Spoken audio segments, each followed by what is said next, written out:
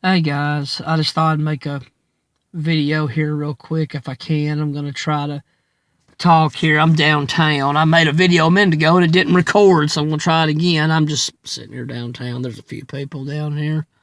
It's not a great crowd, but there's people here, so I feel safe being down this way. There's the bar that's open up there, and there's one down there, but I'm just sitting here in the car, but I just thought I'd make a video real quick. And I wanted to make a video and talk about I'm going to set my phone down and talk about what happened to me. I'm going to have to open my Coke here just a second.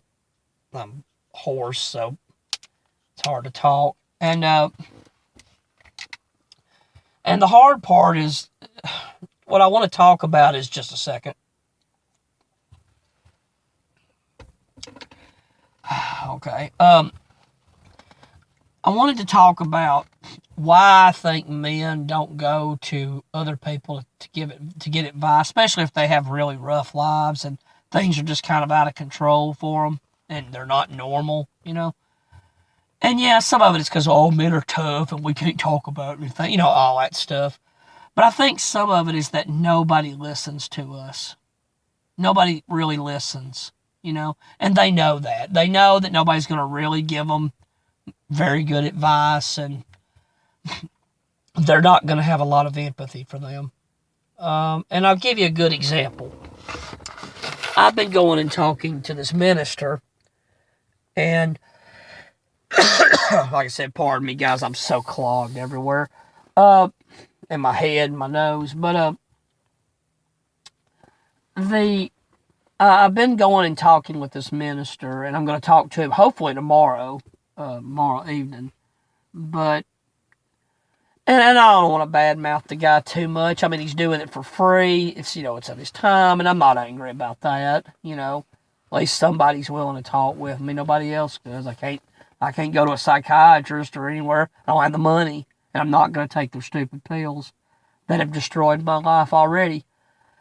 But it's the advice he gave me the other day was just like, come on, man. And I'll let you hear it and tell me what you would say if you were, talking to a minister or anybody. And you said, look, man, what's really bothering me, because this is what's bothering me, and you said, like I did, and say, what's bothering me, man, one of the things is that I'm single. I don't have a wife. I don't have any children. And maybe it shouldn't bother me, but it is, and it's really bothering me. And I just don't know what to do. I'm depressed, and I got a lot of things wrong with me, and it doesn't seem like I have any way to make that a reality. And I'm having a hard time. And this was the answer you got. Okay, you told him something like that, and this is the answer, excuse me, that you got. Well, man, there's people I see, they're dating at 42 and 43, and they're getting married, so don't give up. And, hey, there's people in their 60s dating and having families, and, just you hang in there. Now, what would that do for you if I talked with you like that? If you were talking to me, you're pouring your heart out, right? And somebody told you that. It's like, come on, man. I mean, I know people 78 years old and they're getting married. I mean, come on, man. Let's be realistic here, okay? And it's like, it's just so blown off by people if you talk to them about some of your problems.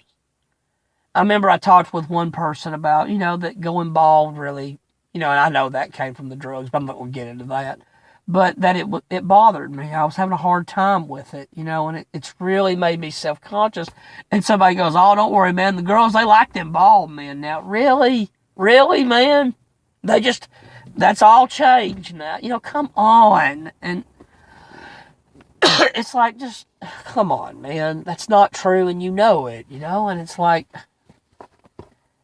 it's so blown off. And here's why. Look, when I watch people like Grotesque Subhuman online, Saint Adrian, they're single guys. Now, if they were at least saying, hey, man, you'll get through it, you can make it, it's not as bad as you think, blah, blah, blah, I may disagree with them, but I give them a little bit more respect and admiration, a little bit more listening to, because they're living it. They know what it's like. They have a similarity with me. This minister that's telling me that he's an older guy now, but he's, of course, married, been married for years, at least 20 to 30 years he's been married. He has 2 children, a boy and a girl.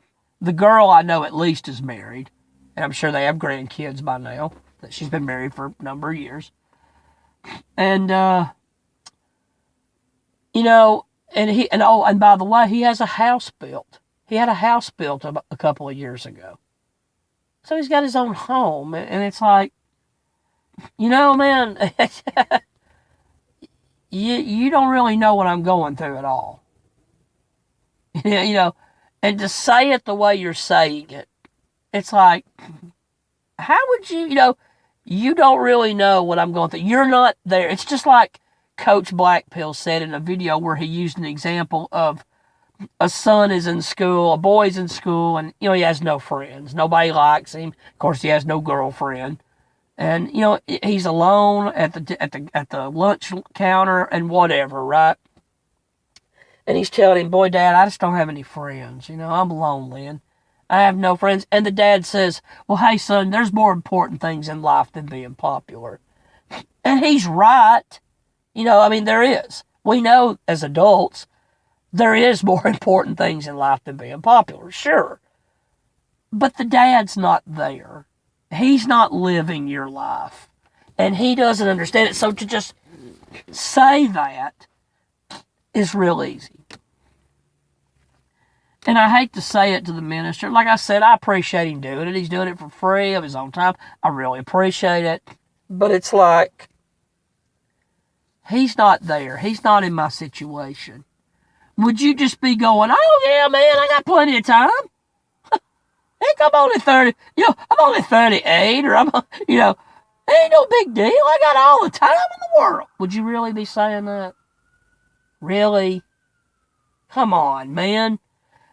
If you didn't have your wife, if you didn't have your children, had no money, I don't have any money. I'm not blaming everybody for that, but I'm just saying, I don't have any money.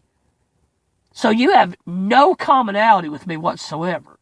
And you got to preach, which is what I wanted to do. You were able to fulfill your dreams. What do you know about what I'm going through? How can you just say it so callously and just blow it off, right?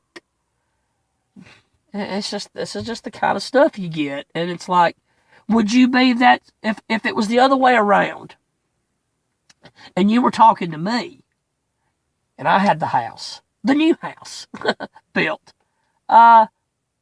retired from ministry, got to do a lot of what I wanted to do in my life, had 2 children, had grandchildren, had pretty good money, and you came to me with the problems I have, and you talked to me, and I just said those things to you, would you accept those? Would you just go, oh yeah, plenty of time, man, I can start a family at 65. Really? Come on, man. No, you wouldn't. You would be just as miserable as me. If you had autism like I did, and you have a lot of problems taking care of yourself, if you had benzo withdrawal that has almost taken your life, would you be that callous? Would you just be, oh yeah, I'm good, got plenty of time, what's my problem? Get what I mean? No, you wouldn't be. You would be me and I would be you. And this is what makes us angry. This is what, I talked about in my past video, not wanting to be around my family because I have nothing in common with them anymore. Nothing.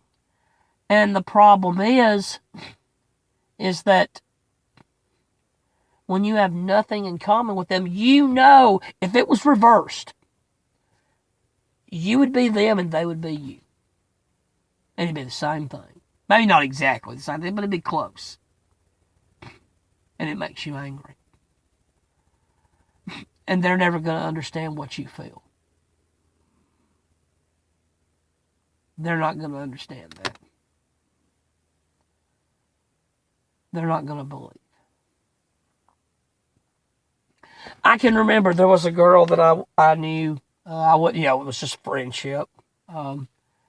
They were one of our neighbors, and I used to talk about because she had, was not married at the time, and I'd say, "Boy, do you ever get along?" Because she was older than I was, and I'd be like, that you don't get to meet any guys. Do you wish you could marry a guy or meet somebody or something? And she'd say, God's going to provide that. She was religious, and I know that God's going to provide that, and He'll provide that for you too, Shane. A girl. And I think, yeah, well, He did for you, but He hasn't for me. How would she be if it was the opposite and I had the good marriage and the happy life and she didn't? You see, guys, yes, a lot of marriages do fail. That's completely true. But a lot of marriages are fine. And a lot of these people would rather be in that marriage than the alternative, your life. They don't ever want your life. And I don't know. I just...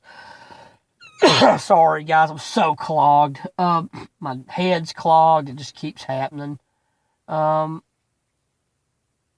just thought I'd make this video. Just wondering if y'all understand kind of what I'm talking about. But I'll go ahead and get off here. And any comments I'd appreciate. It's just, I just wonder if y'all get really crappy advice kind of like that. If you're just like, man, it's easy for you to say that. But you're not me, But... that's all I got to say, guys. Take care, and we'll talk to you soon.